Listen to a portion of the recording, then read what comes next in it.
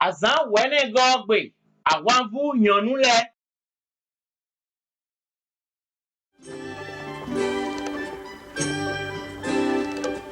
Jésus non do akasududu ma uton si wenda gbe ojelawe.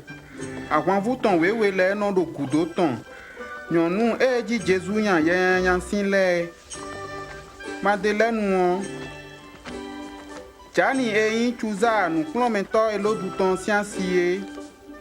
Podo suza nu po.